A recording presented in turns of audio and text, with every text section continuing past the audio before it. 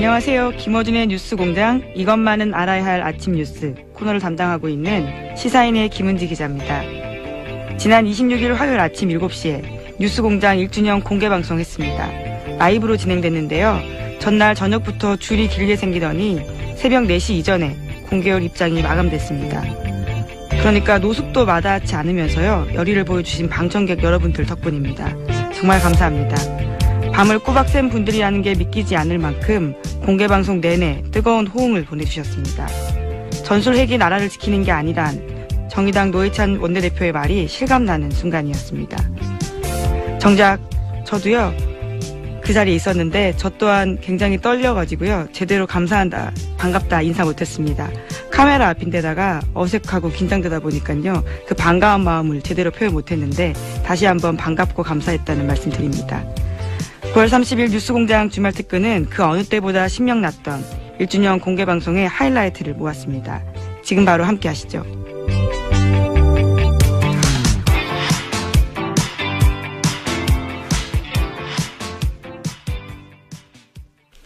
(1주년) 공개방송의 첫 번째 인터뷰는 이명박, 박근혜 두 전직 대통령과 최순실 씨의 숨은재산 찾기에 주력하고 있는 분들이죠.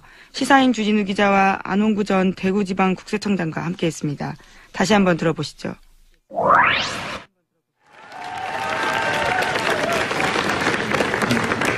뉴스공장 최대 조력자는 두 전직 대통령, 그리고 한 분은 민간인이죠. 이명박, 박근혜, 그리고 최순실. 세 분에게 이 자리를 빌어서 심심한 감사를 드리고요. 네. 그래서 1주년 첫 순서는 이 세 분의 숨은 재산 찾기를 오랫동안 몇 년째 하고 있는 두 분입니다. 주진우 기자, 대구 지방국세청장입니다. 돈 줬어요? 자, 두 분을 모셨는데 이미 5주째 계속 하고 있지만 주진우 기자는 지난주에 또 관련 취재를 나갔다 왔습니다. 네, 그래서 지난 주말에 돌아왔는데 성과가 있었습니까? 네.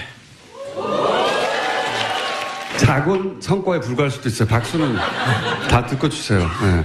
큰 성과가 있었나요? 네. 이명박 전 대통령과 관련이 있습니까? 네. 관련이 깊나요? 네.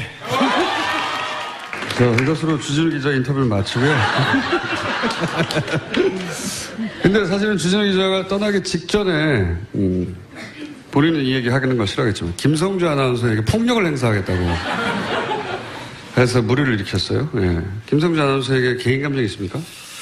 아니요, 없습니다. 없습니다. 그냥 어디까지나 공적 차원에서 얘기한 건데 제가 좀 부족하고 좀 표현이 거칠어서 문제가 됐습니다. 근데 저희가 지금 몇 주째 이명박 대통령에 대한 그 문제를 제기하고 있는데 소름 끼치는 침묵이 이어지고 있습니다. 그런데 김성주 아나운서 얘기를 했다고 해서 이렇게 대서특필하고 그리고 또 일베 같은 일부 그 네티즌이 달려들어서 이렇게 돌을 던지는 부분에 대해서는 조금 좀 안타까움이 있습니다. 네. 안타까움이 있다고 하고요. 근데 김성주 아나운서가 이제 MBC 파업 사태 때 올림픽 중계를 한 이후에 특별히 더 잘 나갔다고 하는 그런 인식이 있는 것 같은데 그렇게 생각하십니까? 네, 저는 네. 아니 여기다 질문한 거예요. 네, 방송에 자꾸 개입하지 마시고. 전 그렇게 봅니다. 아나운서들, 특별히 스포츠 아나운서들한테는 올림픽과 월드컵은 꿈의 무대고 누구나 마이크를 잡고 싶어하는 무대인데 2012년 런던 올림픽에서 개막식, 그리고 축구, 그리고 수영, 가장 좋은 종목은 이분이 다 했습니다. 2013년에도 계속해서 가장 중요한 프로그램을 8개, 10개 이상 했고요. 2014년에는 소치 올림픽 스피드 스케이팅하고 피겨 스케이팅 중계를 했습니다. 아시다시피 김연아 선수 생각하시죠. 그리고 2014년 브라질 월드컵에서 메인 MC를 맡았고요. 그 다음에 아시안 게임 개막식, 그 다음에 축구, 그것뿐만 아니라 너무 많은 프로그램을 맡았습니다. 그래서 저는 그렇게 봅니다.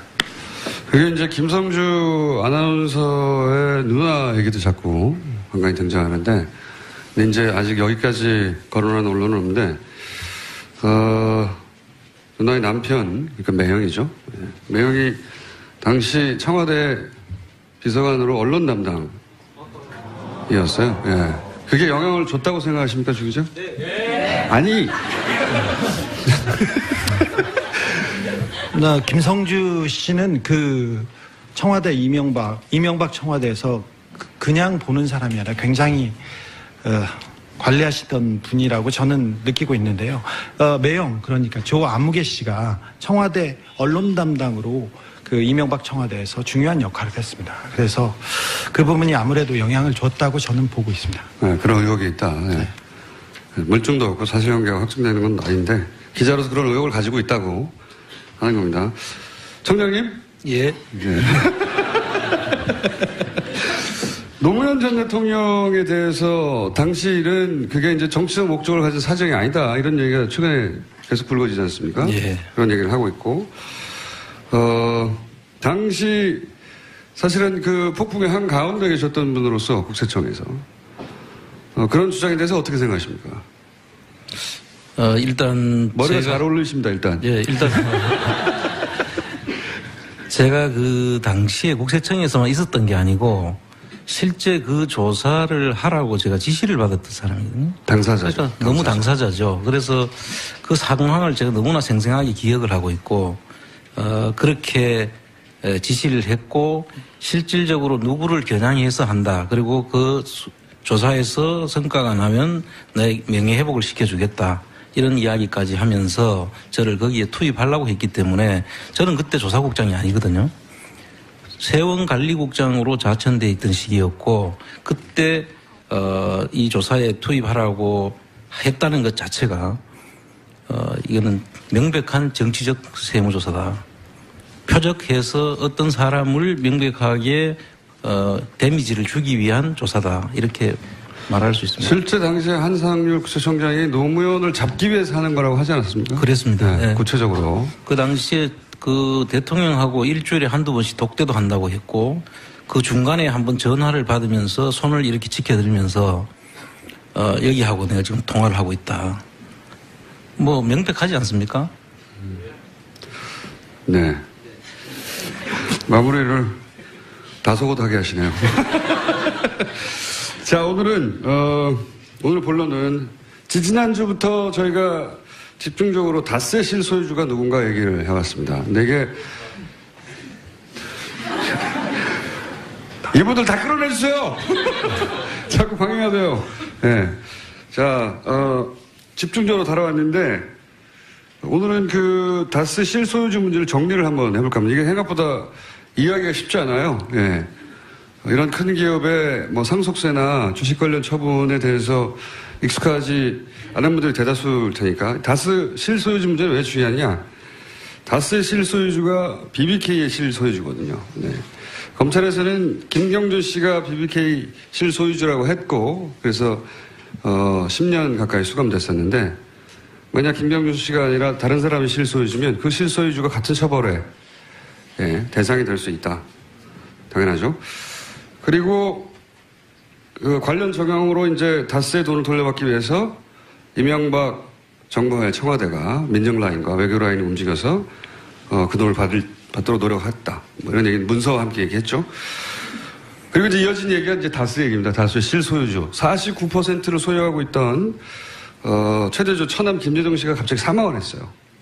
49% 최대 주주예요. 그런데 그 이후에 벌어진 일들을 보면 김재동 씨가 과연 실소유주가 맞느냐 하는 의혹을 가질 수밖에 없는 일들과 문서들이 나왔죠. 예.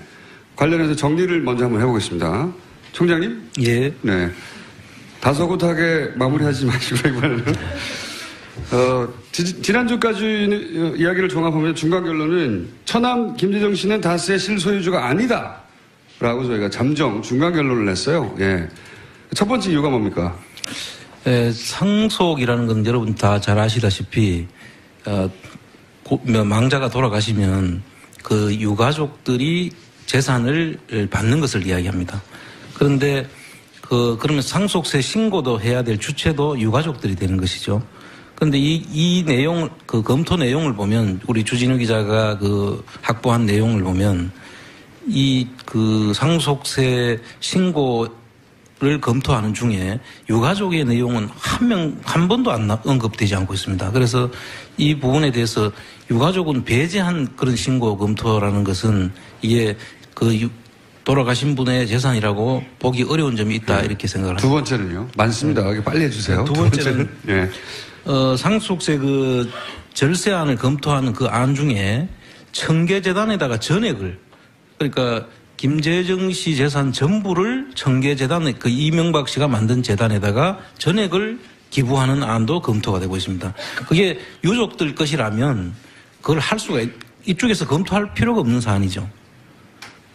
세 번째는요? 예, 세 번째는 다스 김재정 씨 김재정 씨 지분을 물납이라고 하는데요. 원래는 현금이나 부동산으로 먼저 납부를 해야 되는데 그게 안 될 경우에는 주식으로 대신 세금을 납부할 수 있는 제도가 물납제도인데, 그 물납을 하면서 이 부분에 대해서는 다스 물납했던 재산을 다스가 사오는 방안하고, 그 다음에 매각을 하는 안을 다 검토를 합니다. 근데 사오게 되면 형인 이상은 씨 지분이 46%가 있지 않습니까?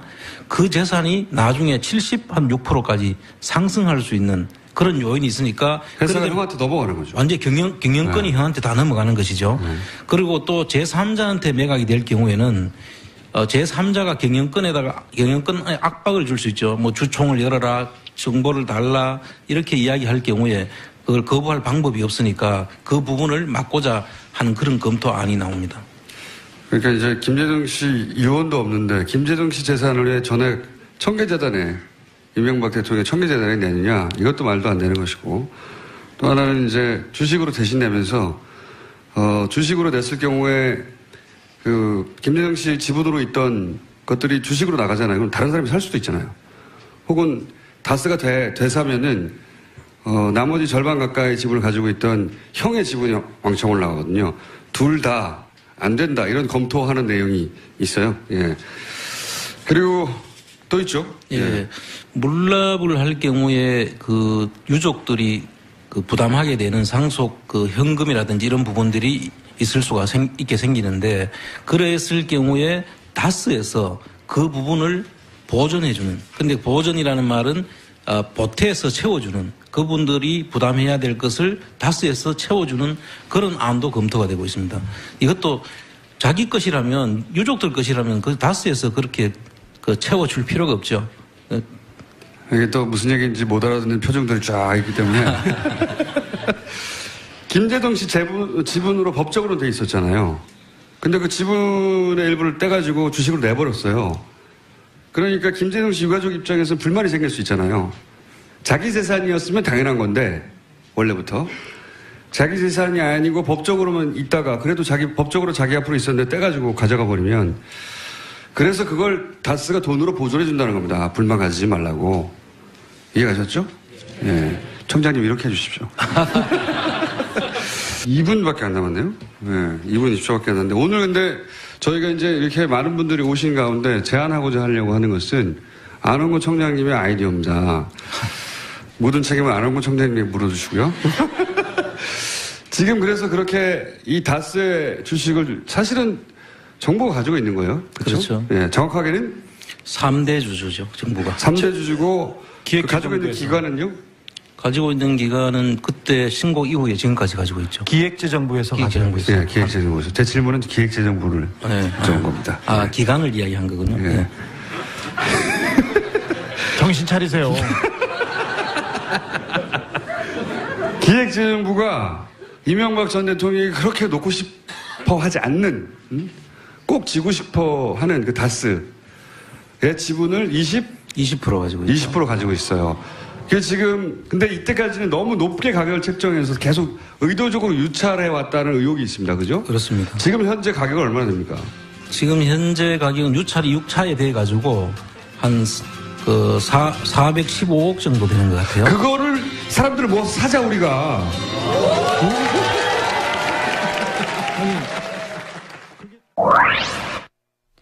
네, 다스 주식 매입 국민운동. 많은 청취자분들께서 호응해 주셨습니다. 7815번님은 다스를 국민이 사버립시다. 박종임님은 다스 주식 사는 방법 알려주세요. 라고 문자 주셨습니다.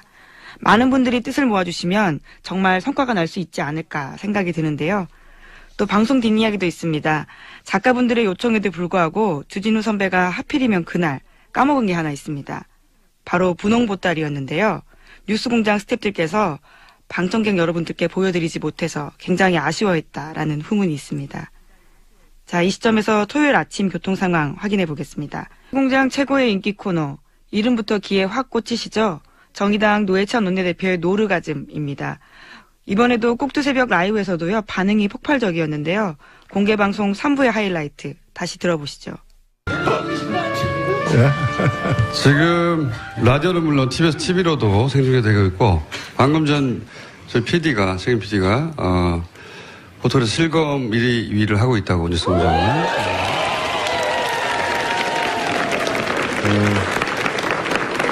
여기 입장하신 분들은요, 네, 딱 200명만 실내로 입장하시고 나머지 못 들어오셨는데, 새벽 3시에 200명이 끌어졌다고 합니다. 네.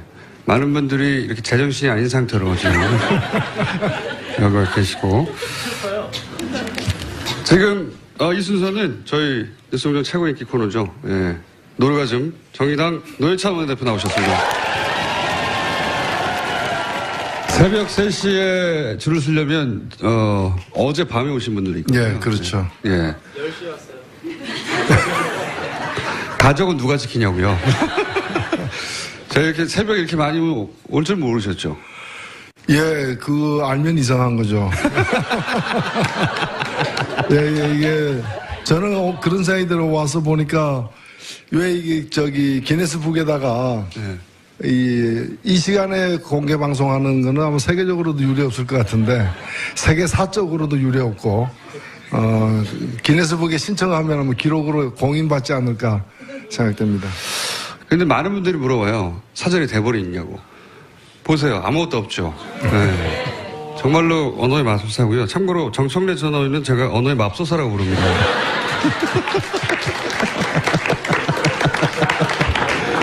네. 양극단의 쌍벽을 이루는 분인데 정청래 전 의원은 안 웃긴 걸 웃기다고 막 주장하는 분이죠. 네. 자, 오늘도 지난 한 주간 있었던 여러 가지 사건에 대해서 촌촌살인을 일단 1주년 덕담 한번 해주세요. 예, 제가 여기 와서 참 이 기괴한 광경을 보고 들은 생각은 대한민국을 누가 지키는지 오늘 와서 알았습니다.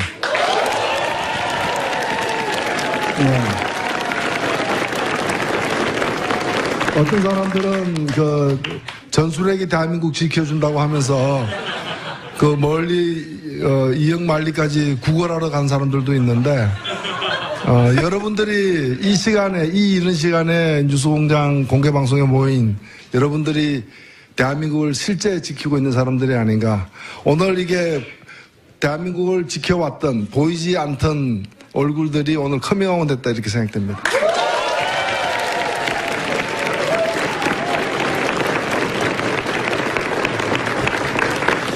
말도 참 예쁘게 잘하세요. 네. 얼굴까지 예뻤으면 좋았을 뻔했는데.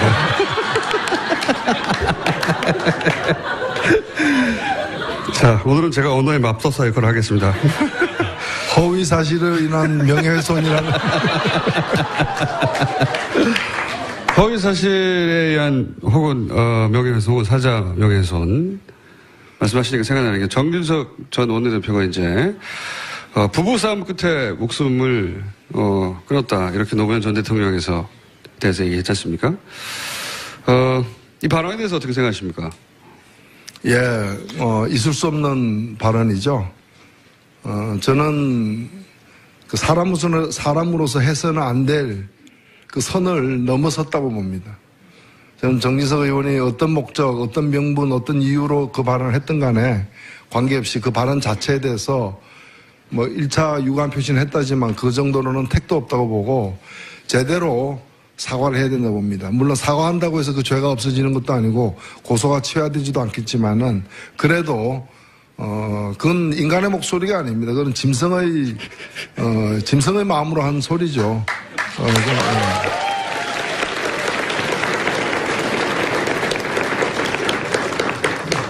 본인이 총대를 맸는지 관련해서 많은 이야기를 했어요. 예를 들어서 문화계 블랙리스트에 대해서 문성근, 김미아 씨에 대해서도 뭐라고 했냐면 밥을 굶었나, 린치를 당했나, 징역을 살았나, 왜 이렇게 호들갑을 떠냐는 취지의 이야기죠. 예.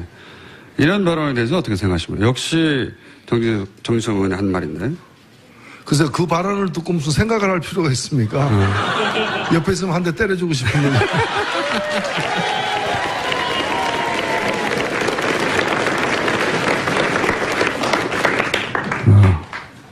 노 의원님이 이제 서석을 당하시겠군요. 공개적으로 폭력 행사를 암시했다고. 그러면서 또 뭐라고 그랬냐면 저는 이 대목이 가장 뭐랄까요. 지금 말씀하신 맥락선상에서의 말도 안 되는 얘기라고 생각하는데 노무현 전 대통령 유서 마지막에 누구도 원망하지 말라고 하지 않았냐. 예. 역시 정진석 의원이 한 이야기입니다. 아니 지금 문제의 발단은 우리가 뭐 매일매일 소식을 접하고 있습니다만은 그 이명박 정부 시절에 있었던 그 국정원을 동원한 그 이른바 이제 국정농단 사건이죠. 우리 국민들의 어떤 인권을 침해하고 법을 어겨가면서 한 그 불법 행위가 최근에 와서 그 구체적 증거들이 사실들이 드러나기 때문에 그거에 대해서 이제 수사를 진행 중인데 그걸 왜 노무현 대통령을 끄집어내 가지고 이걸 갖다가 가로막느냐 이런 거죠. 말이 안 되는 얘기죠.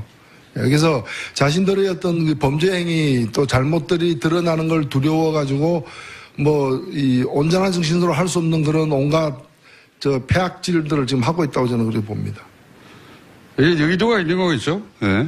그래서 그걸 통해서 뭔가를 방어하려고 이제 하는데 그게 방어가 되겠습니까? 오히려 자기 죄목을 갖다 하나 더 하는 그것밖에 안 된다고 생각됩니다. 이런 얘기도 했어요. 적폐청산은 갈등과 분열을 증폭시켜서 악순환을 반복한다. 그러니까 이제 이게 속내가 들어가 있는 거죠. 예. 더 이상 옛날 얘기를 꺼내지 말라고 하는 얘기인데. 아니 깡패를 갖다가 도둑질한 사람을 잡으니까 그래서 메시의 어느 집에 가서 뭘 훔쳤냐 조사하니까 사생활 침해라고 얘기하는 거. 그럼 똑같은 거지 지금.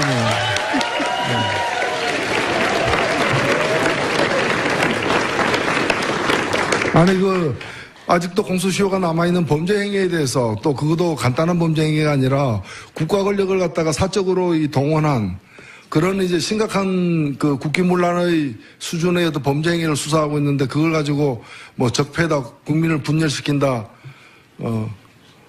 그 말이 안 되는 거죠. 왜 도둑놈 잡아 넣었더니 왜 가져가고 이렇게 생이별 시키느냐 항의하는 거하고 그 생이별 시켜야지 그럼 사이별 시킵니까?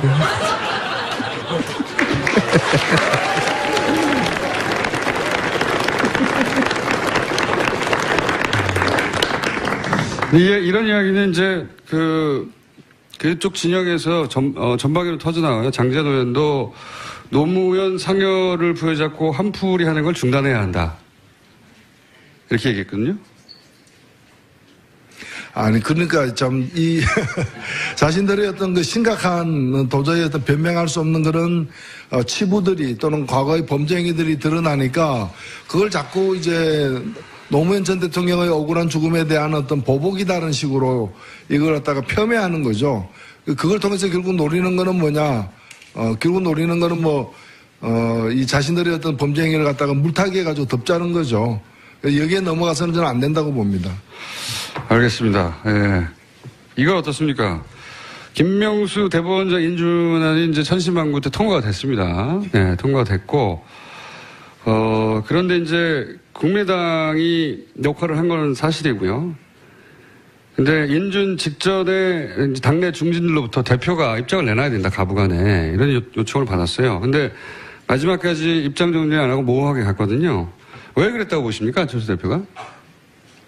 저는 제가 그 상황을 보면은 대법원장을 김명수 대법원장 후보가 대법원장 되어야 된다라고 찬성하는 입장이 있으면 그런 태도를 취할 수가 없어요. 근데 반대하는 입장이었다면 그런 태도를 취할 수밖에 없어요. 반대한다고 노골적으로 얘기하면은 그것도 후폭풍을 또 이렇게 맞아야 되기 때문에 반대는 하면서 후폭풍을 맞지 않으려고 하다 보니까 애매모호한 태도를 취하고 있는 게 아니냐.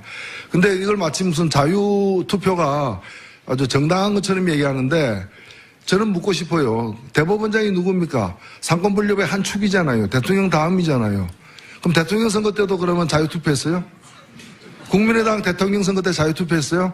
누구든 누가 돼도 좋다. 그리고 누굴 찍어도 당원에 걸리다. 그러지 않았잖아요. 국민의당은 안철수 찍으라고 그렇게 얘기한 거 아니에요.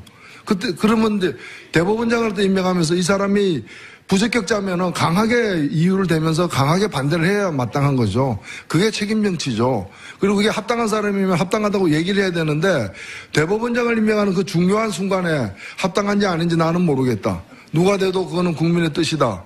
이렇게 얘기하면 저 무책임한 행위가 어떻게 있어요. 저는 뭐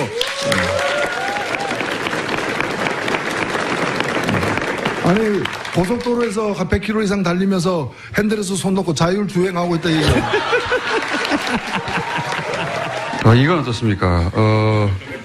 바른정당 소위 자강파들이 계속 순환을 당하지 않습니까? 이원재 대표도 그렇고 남경필 도지사도 그렇고 이게 이제 우연인지 아닌지 미심적인 구석이 있긴 한데 그것과 별개로 효과는 일단 자강파가 위축되는 거예요. 예.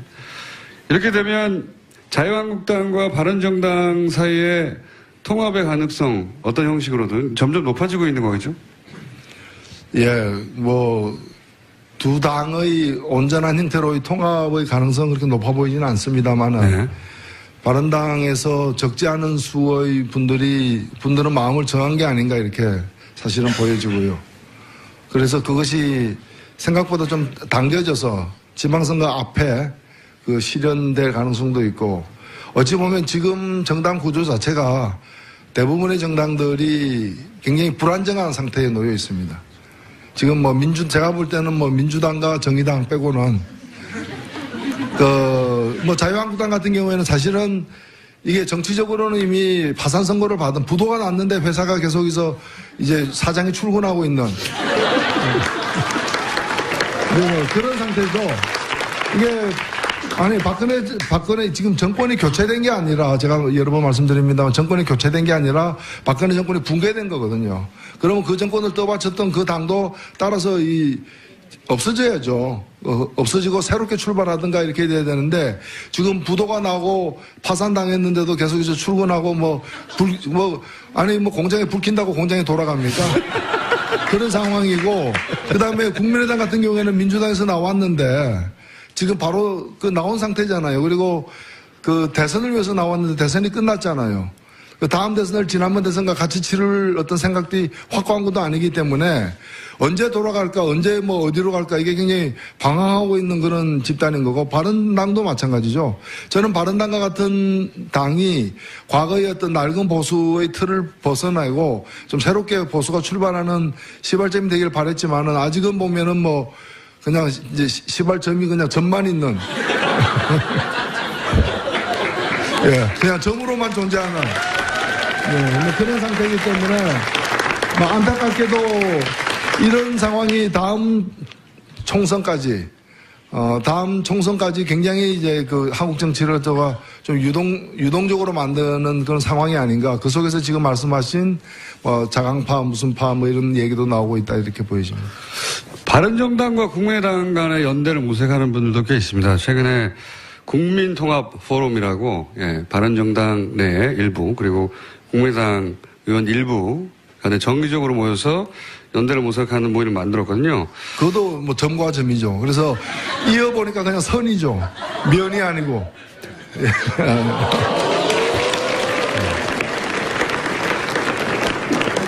네, 제가 이 아침에 수학 얘기 잘 안 하는데요. 언어의 마술사 역할을 해주고 계신 노회찬 오늘 박수 부탁드립니다. 네, 감사합니다.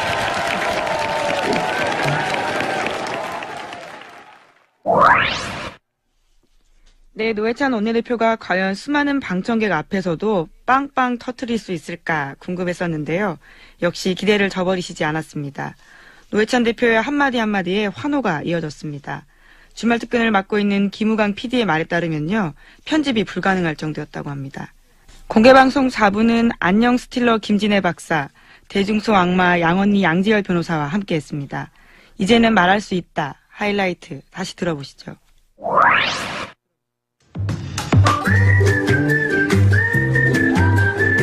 내 거다.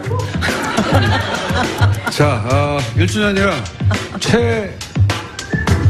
장기 패널 첫 방송부터 함께 하신 두 분을 모셨습니다. 자, 김진애 박사님 나오셨습니다. 네. 고맙습니다. 반갑습니다. 그리고 최다 출연자예요. 맞아. 저 없을 때 진행도 하는 첫 수업부터 함께해요. 양지열 변호사 나오셨어요. 안녕하세요.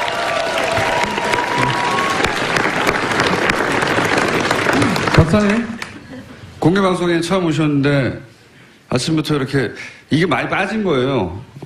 새벽에 오셨다가 출근하시러 가신 분들도 있고, 예.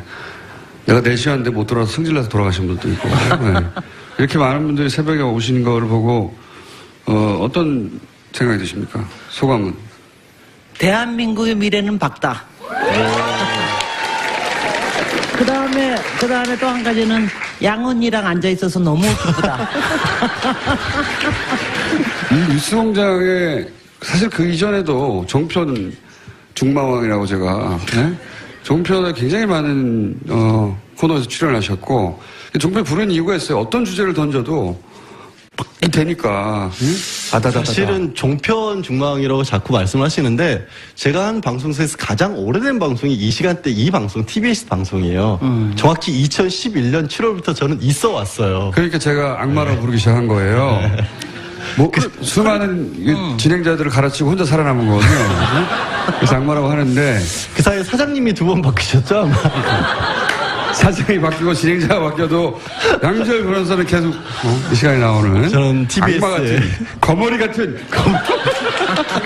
뿌리를 내렸어요. 뿌리를 거머리라뇨. 아니 근데 뉴스공장에 이제 고정 출연하신 이유 혹시 얻은 게 있으십니까? 악마. 뜬금없이 별명이 생기기 시작하더라고요. 네, 악마부터 마왕부터 언니라고까지 불러주시고 요즘은 제 스스로 그래서 정화 작업에 나섰죠. 몸과 마음이 순수한 양지열 변호사라고. 소용없어.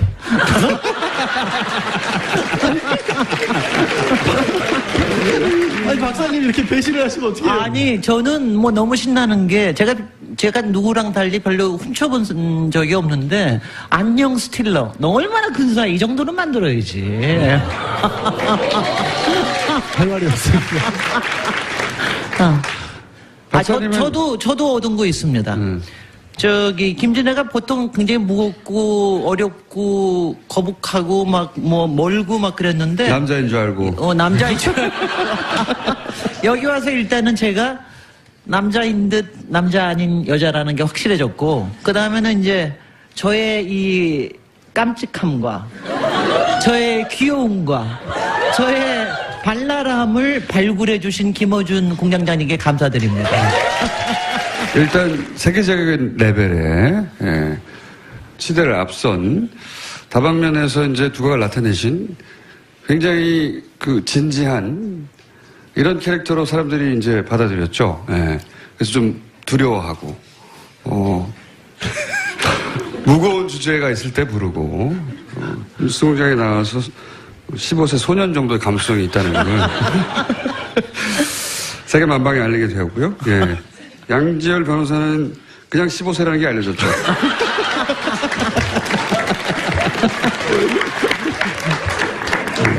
저는 진짜 한 가지 알 수 없는 거, 그러니까 변호사로서 꼭 밝히고 싶은 신비는 왜 김어준 공장장은 저런 말을 하는데 모욕죄나 명예훼손으로 고소를 안 당할까? 아니 제가 다른 소송 당했어요. 아니 그거야. 좀 진지한 얘기했을 때고 막상 진지하지 않은 얘기를 했었을 때 특히 많은 출연자들을 그렇게까지 구박하는데 저만 구박하는 건 아니잖아요, 사실. 근데 저한테는 구박 당해요. 걱정하지 마세요. 저는 양지열 변호사만 구박합니다. 그래서 저를 안 좋아해요. 사람을 점점 내가 이상하게 확실히 만드시는 거죠, 진짜.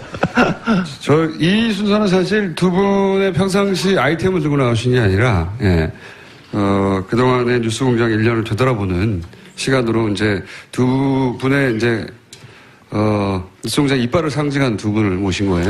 예. 참네. 이런 거 뭡니까? 이런 거. 1년 사이에. 1년 사이에 잃어버린 거? 예, 뉴스공장, 사실 뉴스공장에 나오기 전까지만 하더라도 양지열 변호사가 수많은 프로그램에 나왔지만 양지열 이름 아무도 몰랐어요. 네? 양 정도 생각나서 양? 양지 10가지 이제 다 알게 된 것은 뉴스공장으로 인해 얻은 거 아닙니까? 그러니까 이게 김어준 공장장이 정말 우리 하는 말로 깔때기라고 하죠. 아무데나 막 들이대는 게 정말 강한데 이게 일종의 그 확증 편향이라고 합니다. 이렇게 법정에서도 많이 얘기를 하는데 듣고 싶지 않고요. 자기 확신이 너무 강해요. 전혀 사실과 다른 사실도 너무 사실처럼 당당하게 얘기를 하니까 오히려 고개들이 끄덕이고 있잖아. 다 이렇게 맹목적으로 사람들을 이상하게 만들어놔. 저 그전에도 적당히 나갔어요. 아니, 이게 여러 군데 나왔죠. 여러 군데 나왔지만, 나왔나? 안 나왔나?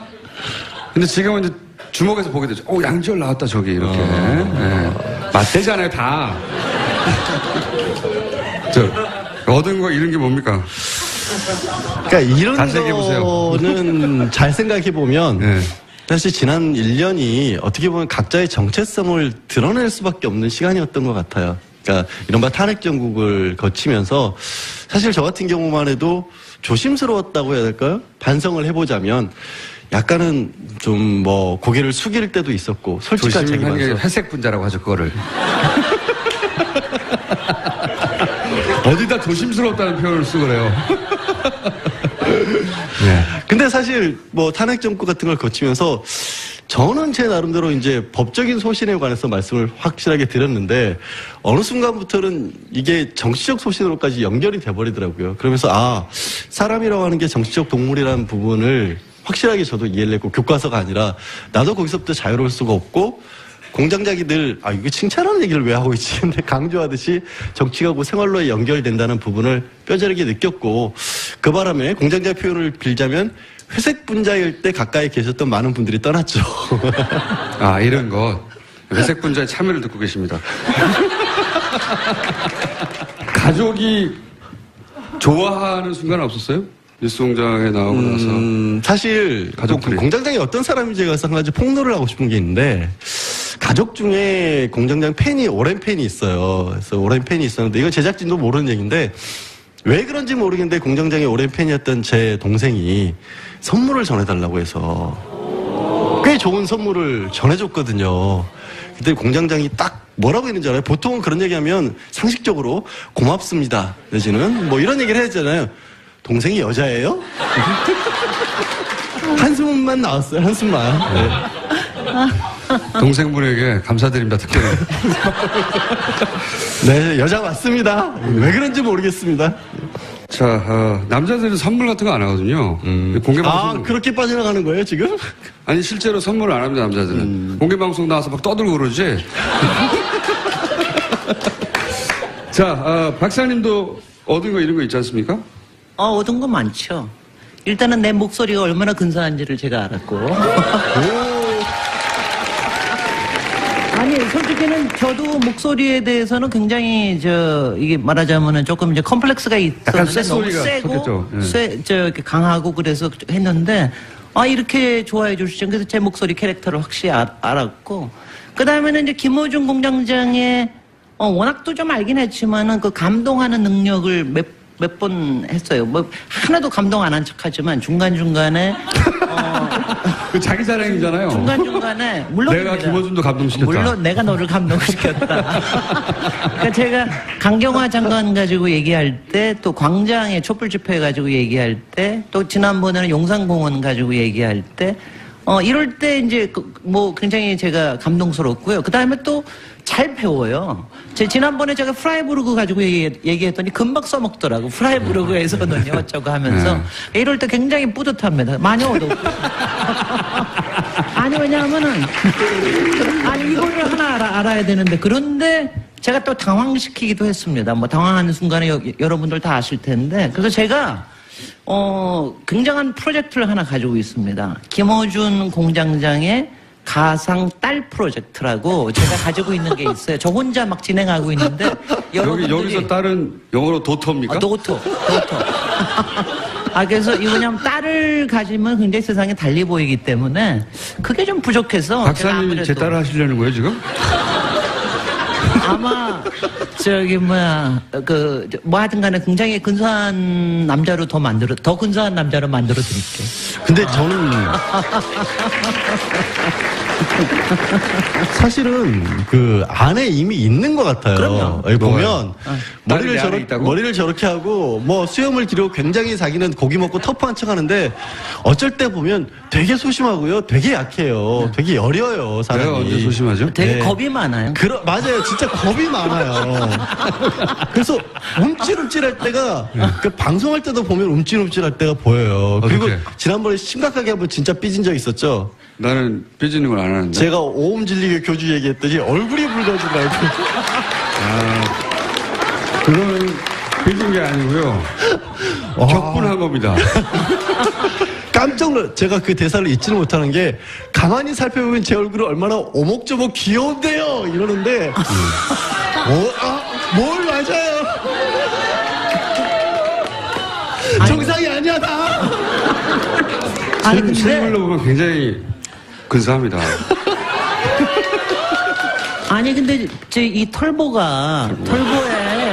이거 하는 이유도 본인 안에 숨어 있는 이 정말 감성과 여성성을 감추기 위해서 저러는 거예요. 그래서 저는 이제 문재인 대통령이 굉장히 괜찮은 게 정말 여성성과 남성성을 잘 이렇게 아우르고 계신 분인데 뭐 김어준 공장장님도 가능성이 있습니다. 열심히 노력합시다. 김진애, 양지혁 두 분이었습니다. 안녕.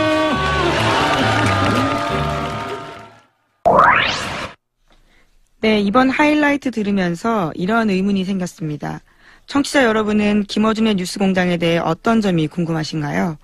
저는 뉴스공장 이름이 언제 어떻게 만들어졌는지, 코너 구성은 어떤 기준인지 이런 게 궁금해졌습니다. 청취자분들도요, 혹시 뉴스공장 들으시다가 궁금한 점이 생기면 주말 특근에 문의해 주십시오. 여러분들의 궁금증을 주말 특근에서 차근차근 풀어드리겠습니다. 샵 0951 50원 유료 문자나 카카오톡 TBS 친구 맺기 그리고 TBS 앱 게시판에 글을 남겨주시면 됩니다. 이어서 토요일 아침 교통 상황 알아보겠습니다.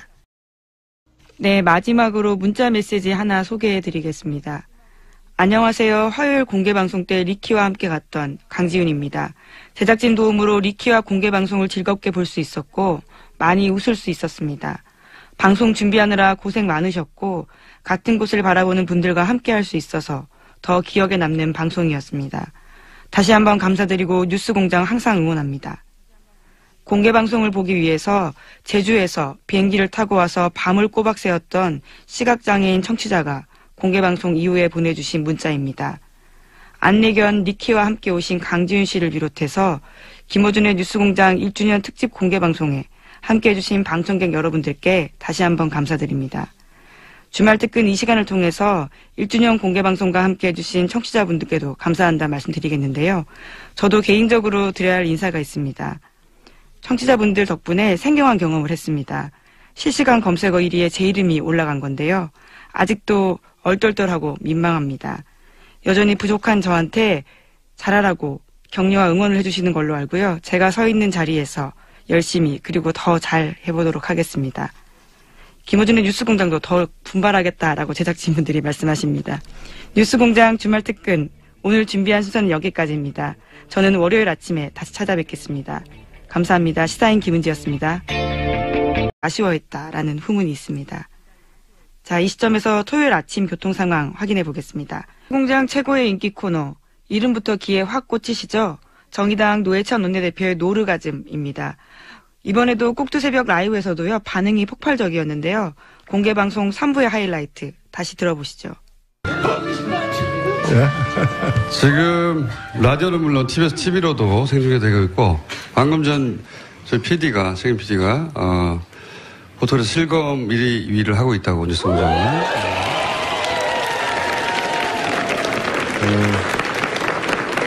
여기 입장하신 분들은요, 네, 딱 200명만 실내로 입장하시면 나머지 못 들어오셨는데, 새벽 3시에 200명이 끌어졌다고 합니다. 네. 많은 분들이 이렇게 제정신이 아닌 상태로 지금 여기 계시고. 지금, 이 순서는 저희 뉴스공장 최고 인기 코너죠. 예. 노르가즘 정의당 노회찬 원내대표 나오셨습니다. 새벽 3시에 줄을 서려면, 어제 밤에 오신 분들이 있거든요. 예, 그렇죠. 예. 10시에 왔어요. 가족은 누가 지키냐고요? 제가 이렇게 새벽에 이렇게 많이 올 줄 모르셨죠? 예, 알면 이상한 거죠. 예, 이게, 저는 그런 생각이 들어 와서 보니까, 왜 이게, 기네스북에다가, 네. 이 시간에 공개 방송하는 거는 아마 세계적으로도 유례 없을 것 같은데, 세계사적으로도 유례 없고, 기네스북에 신청하면 아마 기록으로 공인받지 않을까 생각됩니다. 근데 많은 분들이 물어봐요. 사전에 대본이 있냐고. 보세요. 아무것도 없죠. 네. 정말로 언어의 맙소사고요. 참고로 정청래 전 의원은 제가 언어의 맙소사라고 부릅니다.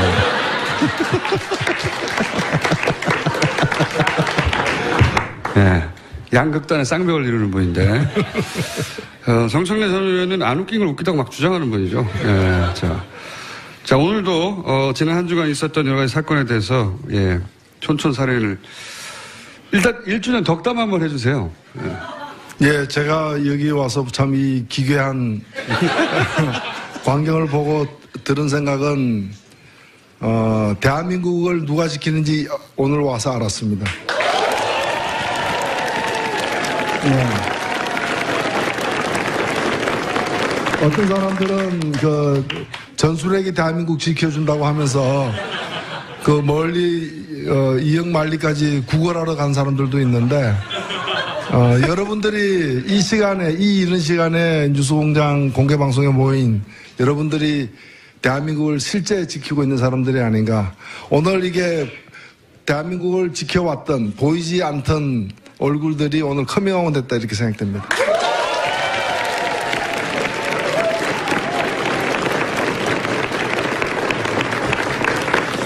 말도 참 예쁘게 잘하세요. 네. 얼굴까지 예뻤으면 좋았을 뻔했는데.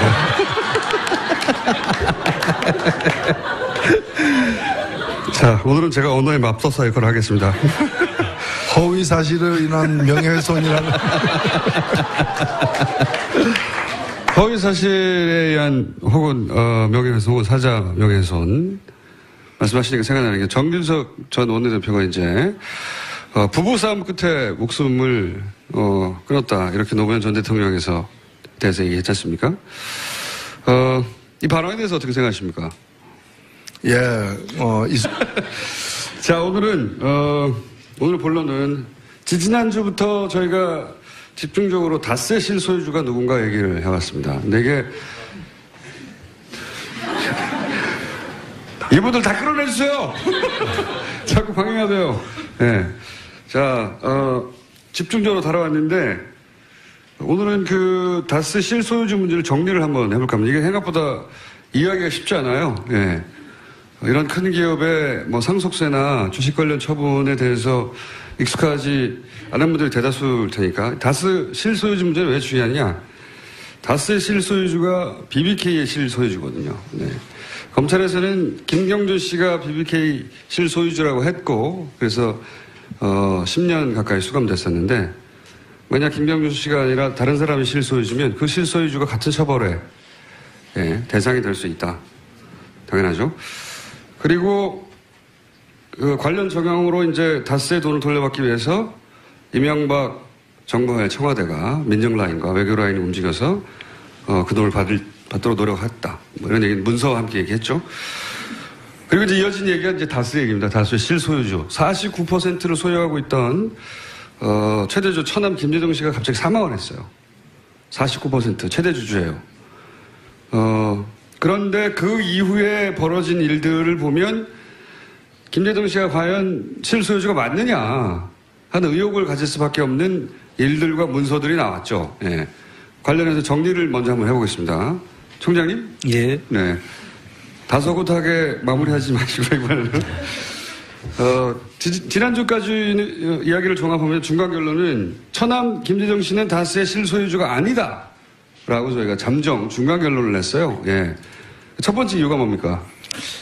상속이라는 건 여러분 다 잘 아시다시피 망자가 돌아가시면 그 유가족들이 재산을 받는 것을 이야기합니다.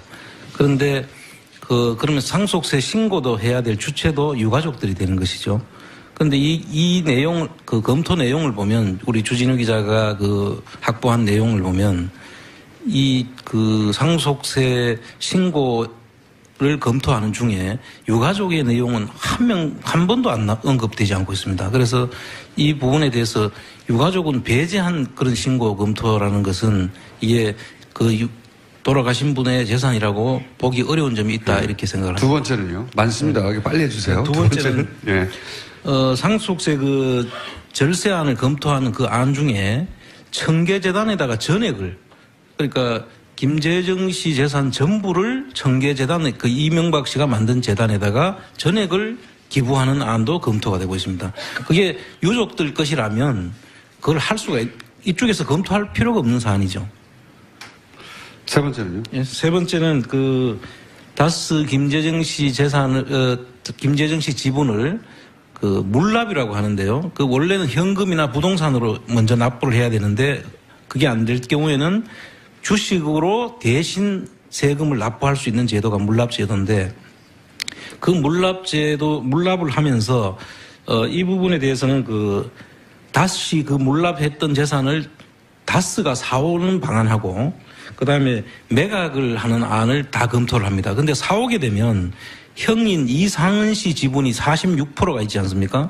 그 재산이 나중에 76%까지 상승할 수 있는 그런 요인이 있으니까. 회사가 형한테 넘어가는 거죠. 완전히 올림픽 중계를 한 이후에 특별히 더 잘 나갔다고 하는 그런 인식이 있는 것 같은데 그렇게 생각하십니까? 네, 저는 네. 아니 여기다 질문한 거예요.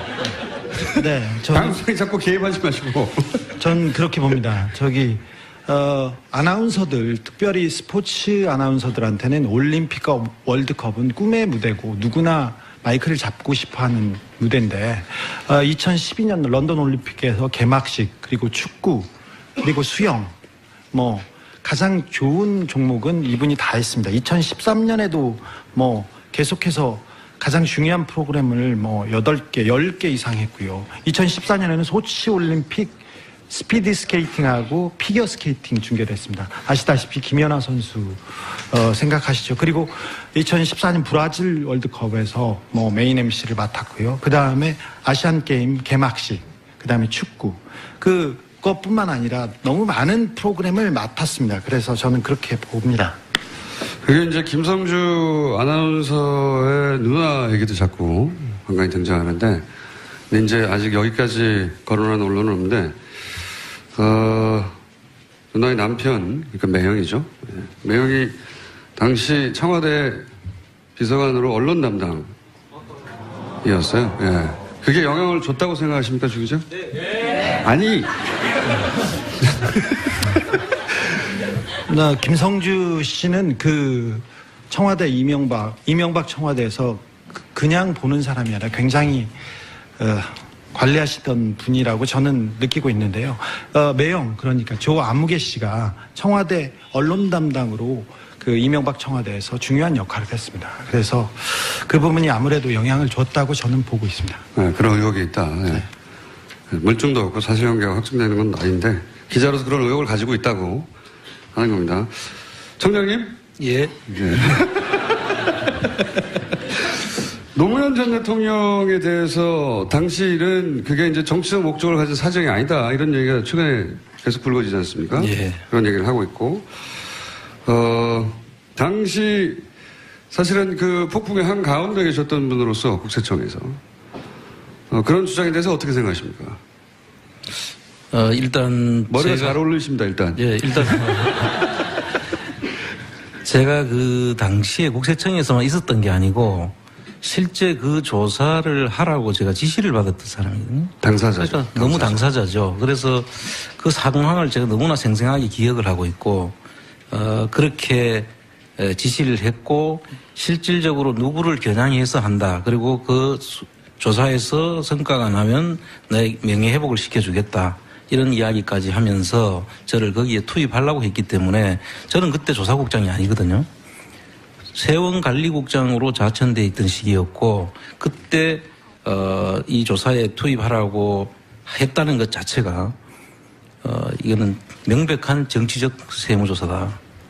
표적해서 어떤 사람을 명백하게 데미지를 주기 위한 조사다. 이렇게 말할 수 있습니다. 실제 당시에 한상률 구치총장이 노무현을 잡기 위해서 하는 거라고 하지 않았습니까? 그랬습니다. 네, 네. 구체적으로. 그 당시에 그 대통령하고 일주일에 한두 번씩 독대도 한다고 했고 그 중간에 한번 전화를 받으면서 손을 이렇게 지켜드리면서 여기하고 내가 지금 통화를 하고 있다. 뭐 명백하지 않습니까? 네. 마무리를 다소곳하게 하시네요. 경영권이 형한테 다 넘어가는 것이죠. 그리고 또 제3자한테 매각이 될 경우에는 제3자가 경영권에 압박을 줄 수 있죠. 뭐 주총을 열어라, 정보를 달라 이렇게 이야기할 경우에 그걸 거부할 방법이 없으니까 그 부분을 막고자 하는 그런 검토안이 나옵니다. 그러니까 이제 김재동 씨 의원도 없는데 김재동 씨 재산을 왜 전액 청계재단에 이명박 대통령의 청계재단에 내느냐 이것도 말도 안 되는 것이고 또 하나는 이제 주식으로 대신 내면서 주식으로 냈을 경우에 그 김재동 씨 지분으로 있던 것들이 주식으로 나가잖아요. 그럼 다른 사람이 살 수도 있잖아요. 혹은 다스가 되사면은 나머지 절반 가까이 지분을 가지고 있던 형의 지분이 왕창 올라가거든요. 둘 다 안 된다 이런 검토하는 내용이 있어요. 예. 그리고 또 있죠. 예. 물납을 할 경우에 그 유족들이 그 부담하게 되는 상속 그 현금이라든지 이런 부분들이 있을 수가 있게 생기는데 그랬을 경우에 다스에서 그 부분을 보전해주는. 근데 보전이라는 말은 보태서 채워주는 그분들이 부담해야 될 것을 다스에서 채워주는 그런 안도 검토가 되고 있습니다. 이것도 자기 것이라면 유족들 것이라면 그 다스에서 그렇게 그 채워줄 필요가 없죠. 이게 또 무슨 얘기인지 못 알아듣는 표정들이 쫙 있기 때문에 김재동 씨 지분으로 법적으로 돼 있었잖아요. 근데 그 지분의 일부를 떼가지고 주식으로 내버렸어요. 그러니까 김재동 씨 유가족 입장에서 불만이 생길 수 있잖아요. 자기 재산이었으면 당연한 건데 원래부터 자기 재산이 아니고 법적으로만 있다가 그래도 법적으로 자기 앞으로 있었는데 떼가지고 가져가 버리면 그래서 그걸 다스가 돈으로 보존해 준다는 겁니다. 불만 가지지 말라고. 이해가셨죠? 예. 청장님 이렇게 해주십시오. 2분밖에 안 남았네요. 예. 2분 20초밖에 안 남았는데 오늘 근데 저희가 이제 이렇게 많은 분들이 오신 가운데 제안하고자 하려고 하는 것은 안원구 청장님의 아이디어입니다. 모든 책임은 안원구 청장님에게 물어주시고요. 지금 그래서 그렇게 이 다스의 주식을 사실은 정부가 가지고 있는 거예요. 그렇죠? 예, 정확하게는 3대 주주죠, 정부가. 3대 주주고 가지고 있는 기관은요? 가지고 있는 기관은 그때 신고 이후에 지금까지 가지고 있죠. 기획재정부에서 가지고 있어요. 예, 기획재정부에서. 제 질문은 기획재정부를 여쭤본 겁니다. 아, 기관을 이야기한 거군요. 예. 네. 정신 차리세요. 기획재정부가 이명박 전 대통령이 그렇게 놓고 싶어 하지 않는, 꼭 지고 싶어 하는 그 다스의 지분을 20% 가지고 있죠. 20% 가지고 있어요. 그 지금, 근데 이때까지는 너무 높게 가격을 책정해서 계속 의도적으로 유찰해 왔다는 의혹이 있습니다. 그죠? 그렇습니다. 지금 현재 가격은 얼마나 됩니까? 지금 현재 가격은 유찰이 6차에 돼 가지고 한 415억 정도 되는 것 같아요. 그거를 사람들을 모아서 사자 우리가.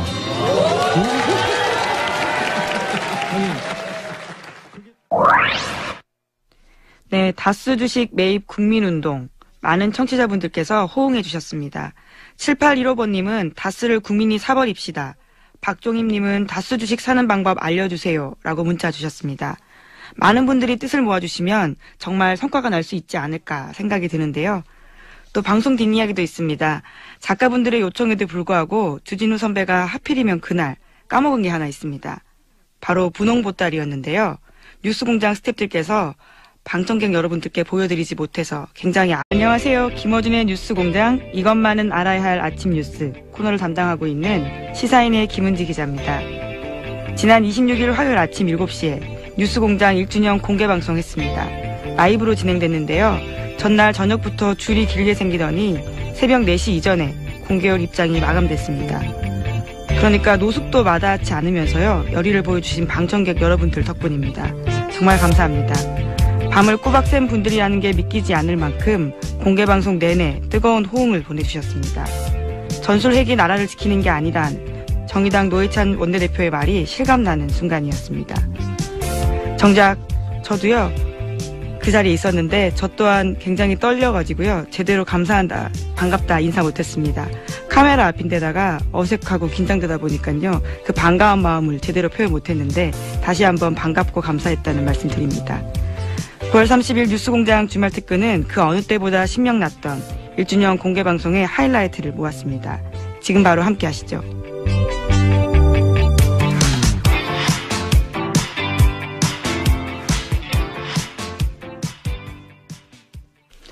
1주년 공개방송의 첫 번째 인터뷰는 이명박, 박근혜 두 전직 대통령과 최순실 씨의 숨은 재산 찾기에 주력하고 있는 분들이죠. 시사인 주진우 기자와 안홍구 전 대구지방국세청장과 함께했습니다. 다시 한번 들어보시죠.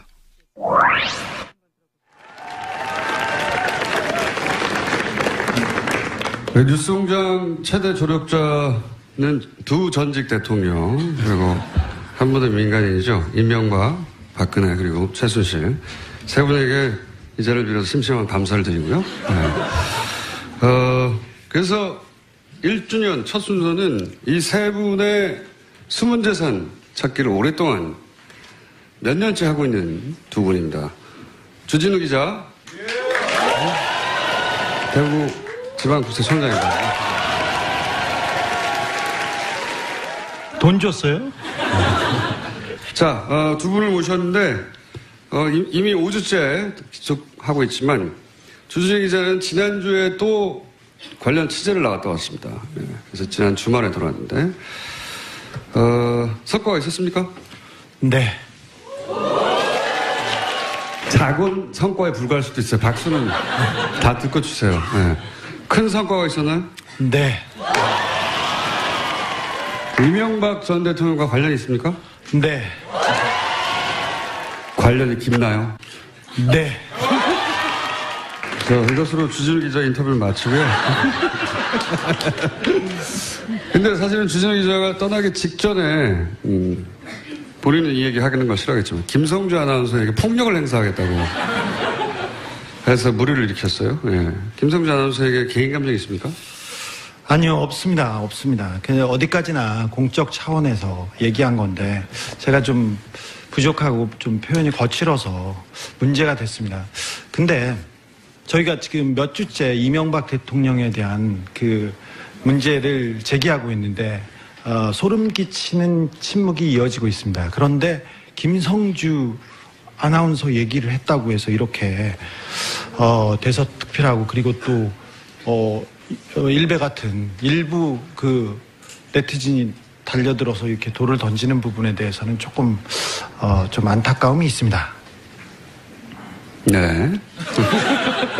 안타까움이 있다고 하고요. 근데 김성주 아나운서가 이제 MBC 파업 사태